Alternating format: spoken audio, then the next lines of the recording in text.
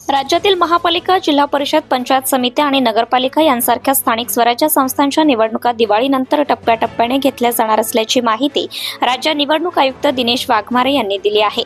मात्र या निवडणुकांमध्ये व्हीव्हीपॅट यंत्रांचा वापर केला जाणार नसल्याचं त्यांनी स्पष्ट केल्याने नव्याने वाद निर्माण झाला आहे.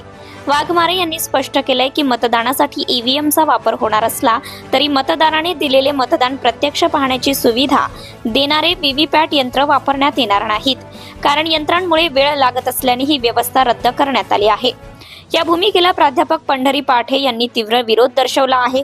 त्यांच्या म्हणण्यानुसार लोकसभा व विधानसभेसारख्या महत्त्वाच्या निवडणुकांमध्ये जेव्हा व्हीव्हीपॅटचा वापर झाला आणि त्यामुळे पारदर्शकता अबाधित राहिली, तर स्थानिक निवडणुकांमध्ये ही सुविधा नाकारणे ही मतदारांच्या विश्वासावर गदा आणणारी बाब आहे.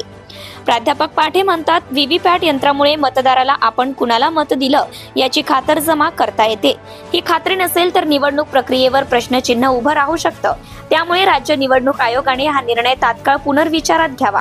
ते पुढे म्हणाले की स्थानिक स्वराज्य संस्थांच्या निवडणुकाही तितक्याच महत्त्वाच्या असून त्याही पारदर्शक व विश्वासार्ह व्हाव्यात, यासाठी व्हीव्हीपॅट अनिवार्य ठरते.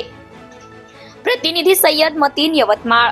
नमस्कार, प्राध्यापक पंढरी पाटे. कालच इलेक्शन कमिशन ऑफ महाराष्ट्राची एक महत्वाची बैठक नाशिक येथे संपन्न झाली आणि त्या बैठकीमध्ये असं डिसाईड करण्यात आलं की ज्या स्थानिक स्वराज्य संस्थांच्या निवडणुका येणाऱ्या काळात होऊ घातलेल्या आहेत, त्याच्यामध्ये इलेक्शन करत असताना म्हणजे वोटिंग करत असताना मतदाराला, जो वोटर आहे तो वोटिंग करत असताना जे यंत्र आपण यूज करतोय त्या यंत्राला आपण काय म्हणतो माहिती का? EVM, that is called as electronic voting machine. बरोबर आहे.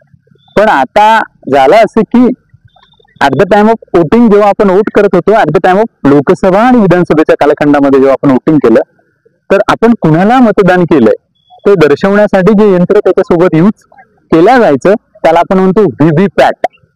पण आता म्हणजे त्याच्यामध्ये दिसायचं, इंडिकेट व्हायचं की आपण कोणाला एक्झॅक्टली वोटिंग केलंय, म्हणजे कुठल्या पक्षाला, कुठल्या उमेदवाराला आपण वोटिंग केलंय.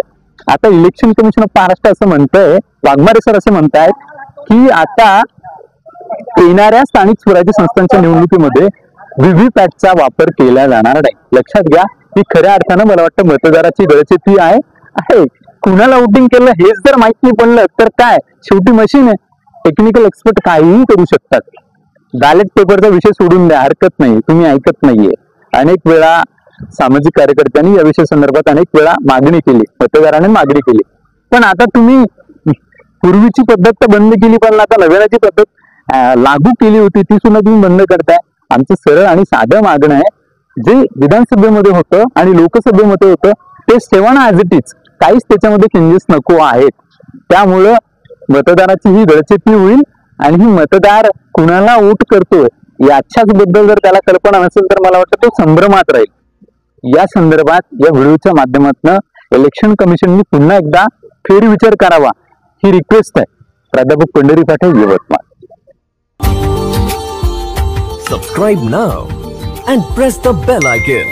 Never miss an update.